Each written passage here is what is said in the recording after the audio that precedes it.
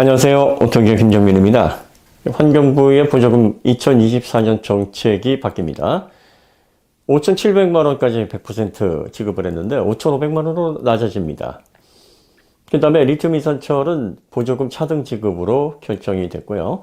아직까지 얼마나 차등 지급을 할 것인지 이 부분에 대한 결정은 이번 달 말에, 시행은 아마 다음 달부터 시행이 되지 않을까 싶습니다. 리튬 이산철은 보조금이 삭감이 돼서 지금보다 아마 좀 더 비싸게 구입을 하셔야 되지 않을까 싶습니다. 그 다음에 또 AS 수에 따라서, AS 업체 그 개수의 수에 따라서 보조금을 또 차등 지급을 하겠다, 이렇게 발표를 했어요.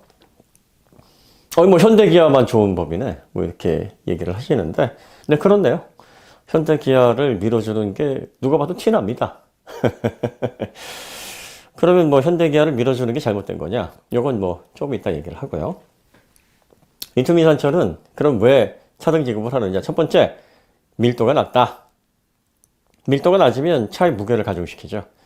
차를 좀 가볍게 만들어야 됩니다. 이게 문제예요. 차가 무거우면 전비 떨어지죠. 소모품 빨리 교체해야 되죠. 그 다음에 타이어 분진도 많이 나오죠. 여러 가지로 문제가 많습니다. 친환경이니까 친환경 전기차가 물리적으로도 좀 가벼워야 친환경에 맞게 오염물 배출이 그만큼 줄어듭니다. 그러니까 밀도 떨어지는 문제가 첫 번째고, 그 다음에 이제 재활용이 어렵다. 재활용이 안 되는 건 아니에요. 재활용하면 하죠. 하지만 모든 산업이라는 게 선순환이 되려면 남아야 하는 겁니다.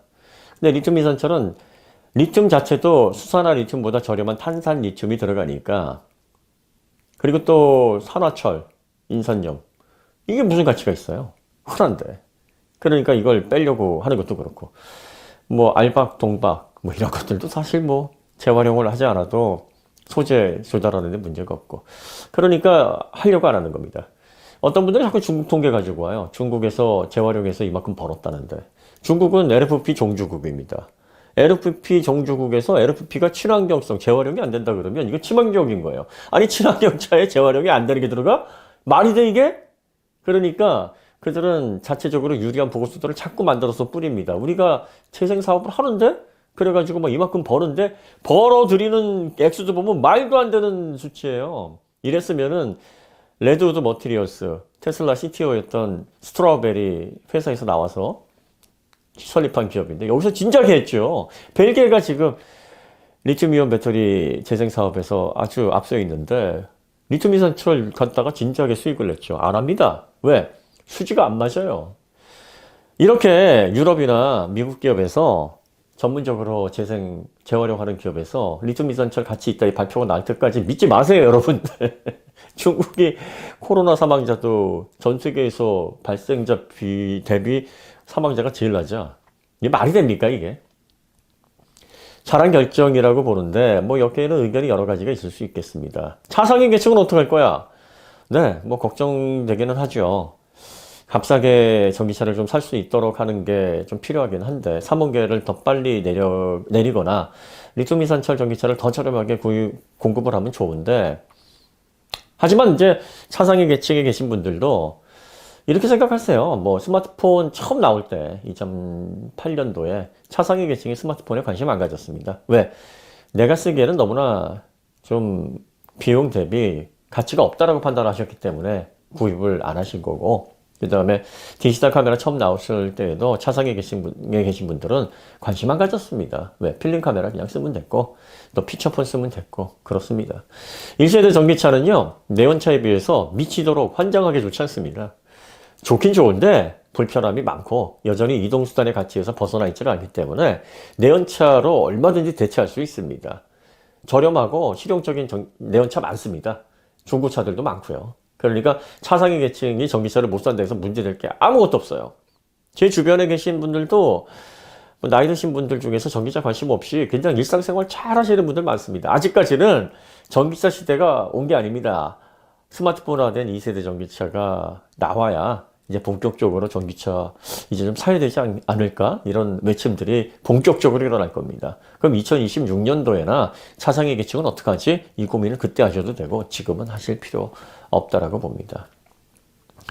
자, 그 다음에 리튬 인산철, 이게 뭐 친환경이라고 얘기하시는 분들이 독성이 덜 나온다. 혹은 뭐 독성이 없는, 뭐 이렇게 이상한 얘기 하시는데, 아니, 배터리 소재가 이 리튬 인산철이라고 해도요, 전해액 똑같이 들어가고, 전해액은 육불화 인산염 플러스 솔벤트 플러스 첨가제.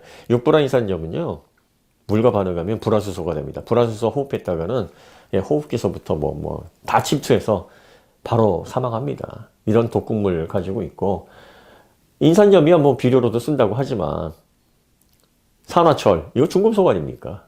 거기에다가 또 그라파이트, 흑연, 이것도 탄소. 어딜 봐서 이게 친환경이에요. 그러니까 많은 분들이 코발트 때문에 자꾸 얘기하는 거예요. 코발트 분쟁 광물이다. 구반반에 최근에 이제 나오기 시작하는 구반반 NCM에요. 코발트가 5% 들어갑니다. 앞으로는 3%로 줄었다가 이제는 아예 안 들어간다고 합니다. 분쟁 광물이에요, 그거! 이거 10년 전에 유기 처음 개발될 때 나온 얘기였어요. 유기가 20% 코발트가 들어가니까 원가 비중, 양극재에서 원가 비중 높고, 또 이게 콩고 민주공화국에서 나오는 대부분 한 60% 이상이 나오고, 그또 정제하는 과정에서 독성이 많이 나오니까 이것 때문에 자꾸 물고 늘어지는 겁니다. 이거 빼면 리튬 인산철이나 삼원계나 그놈이에요. 이거 여러분들 더 이상 인산철 자꾸 친환경이다라고 이거 말도 안 되는 소리 하시면 안 됩니다. 인산철이 친환경이면 어우. 그 다음에 이제 인산철이 충방전 3천에 4천에 막 이런 얘기들 나오는데, 이거 여러 번 얘기했듯이 ESS나 또 파워뱅크 용해서나 가능한 겁니다. 일시 이하에. 중국 테슬라 보증이 16만 킬로미터입니다. LFP 탑재한 모델이. 삼원계는 20만 킬로미터입니다. 리튬 인산철의 종주국에서 그렇게 시행을 하는 거예요. 리튬 인산철은 중국이 가장 잘 다루고 가장 잘 알고 있습니다. 안 된다는 겁니다. 수명이 3천에 4천에면 충방전이 막 50만 100만 해줘야 되잖아요. 아니 KG 모빌리티는 그렇게 하더만. KG 모빌리티는 지금 벼랑 끝에 몰려 있지 않습니까? 벼랑 끝에 몰려 있는데 토레스 EVX를 대박 내지 못하면 미래가 불분명합니다. 그러니까 지금 리튬 인산철 배터리의 수명이 어쩌고 저쩌고 이걸 생각할 겨를이 없이 무조건 고객들에게 판매를 하고, 그로 인한 문제점들은 차후에 책임을 지든 극딜을 할 수밖에 없는 상황이에요. 중국에서 그런 보증을 걸고 중국에서 우리가 그렇게 할게라고 하지 않는 이상은 리튬 인산철 여러분 수명에 대해서 과실하시면 안 됩니다. 그거 그대로 믿으시면 안 돼요. 전기차에 들어가서 C레이트가 높아지게 되면 리튬 인산철의 수명 안정성 다 떨어지는데, 리튬 인산철 중에서 가장 우수한 배터리라는 BYD의 블레이드가 플러그인 하이브리드에 들어가서 50 이상의 C레이트가 걸리니까 어떻습니까? 2년 만에 80대 이상이 불이 나는 이 초유의 막 이런 거예요. 100kg 겨우 드는 사람이 90kg을 계속 들어보십시오. 부상 입습니다. 200kg의 바벨 정도는 들어야 90kg을 들어도 전혀 부상 염려 없이 잘 드러낼 수 있는 겁니다. 그러니까 밀도가 높다라는 건 이게 전기차에서 출력에 대한, 그리고 충전, 이런 편의성들, 안정성, 이런 것들이 다 올라간다고 보시면 됩니다. 아주 간단한 거예요. 자, 그 다음에 대한민국 정부 부처가 현기차를 지원하고 현기차를 두둔하고 현기차에 맞는 정책을 펼친다.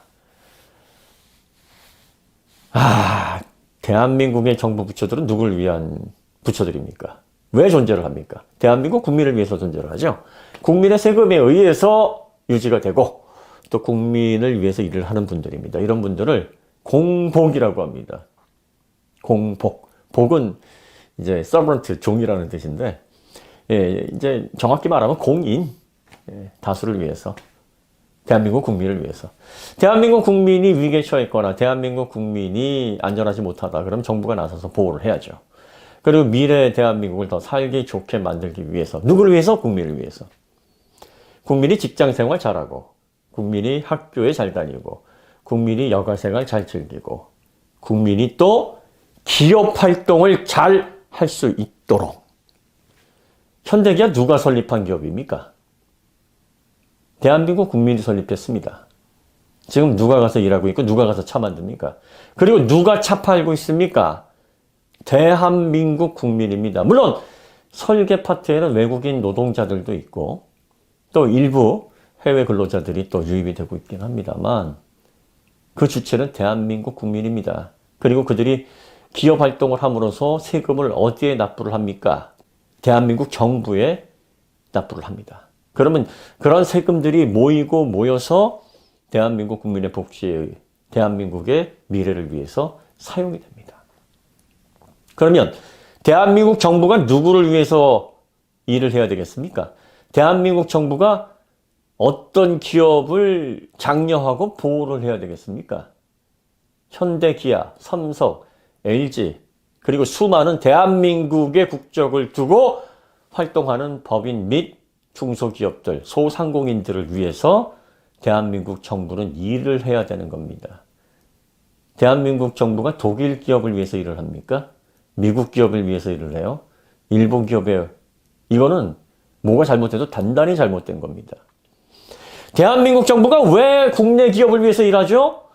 이렇게 얘기하는 너의 국적은 뭐냐 도대체?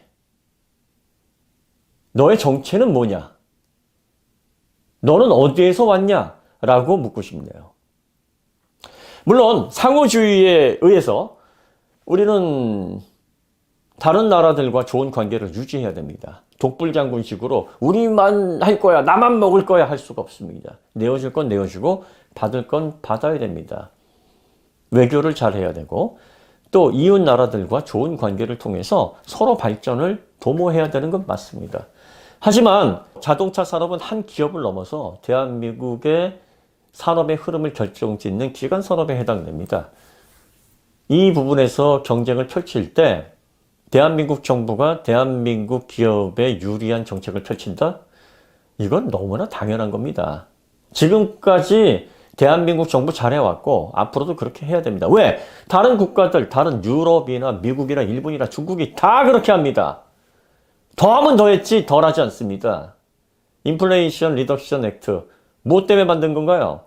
미국의 자동차 회사들, 반도체 회사들을 보호하고 경쟁력을 더 확보시키고 미국의 배터리 생산 기지를 늘리고 그리고 중국을 견제하기 위해서 만든 법이에요. 철저하게 이기주의적인 법입니다.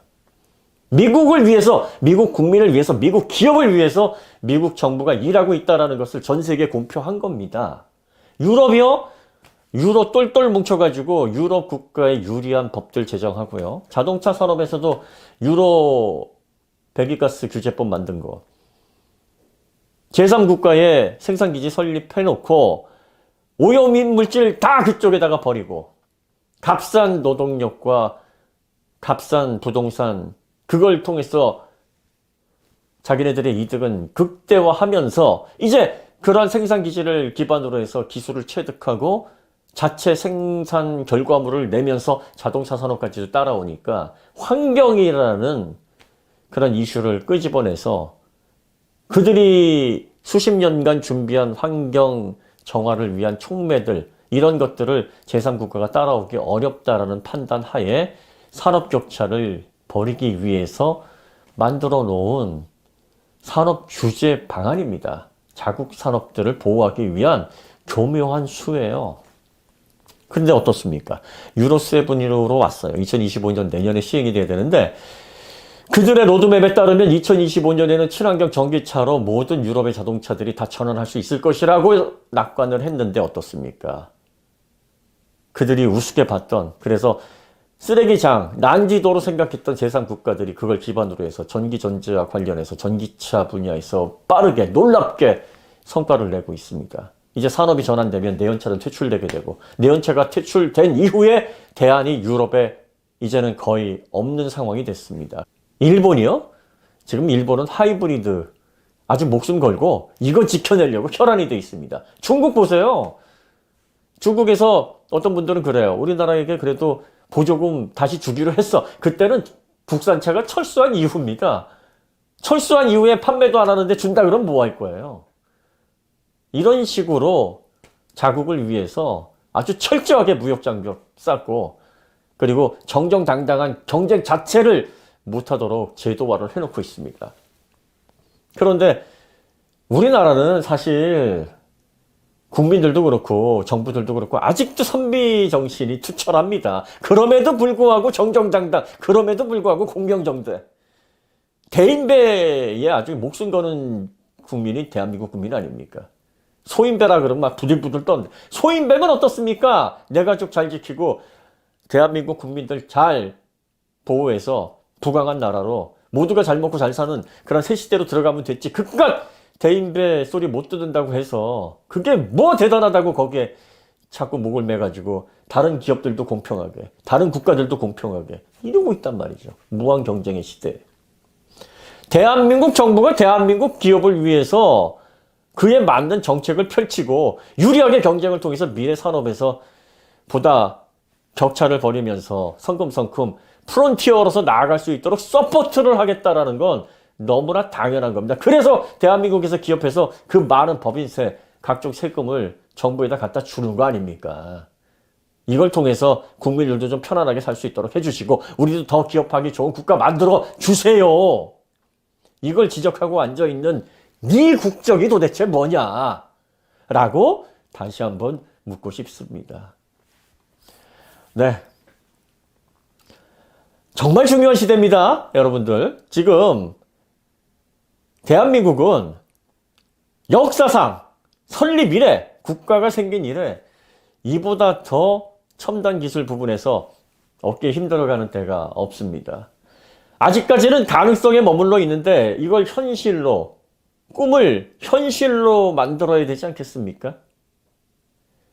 왜 조잡하고 미래 전기차 시대를 견인할 수 있을 만한 포텐셜도 없고, 그리고 겨울철 되면은 막 충전하느라 막 벌벌벌벌 떨어야 되고, 그로 인해서 멀쩡한 전기차들까지도 충전 못하게 대란을 일으키고, 앞으로 공차 중량을 줄일 가망도 없어서 무거운 배터리 낑낑 메고 다녀야 되는 리튬 이산철에 왜 여러분들이 전전긍긍하냐. 리튬 이산철이 지구상에서 사라지고 리튬 이산철 사업이 망하면 중국은 큰일 납니다. 대한민국은 아무런 영향이 없어요. 대한민국에 무슨 악영향이 옵니까? 그런데 왜 여러분들이 안타까워해요? 그래서 제가 네 국적은 뭐냐?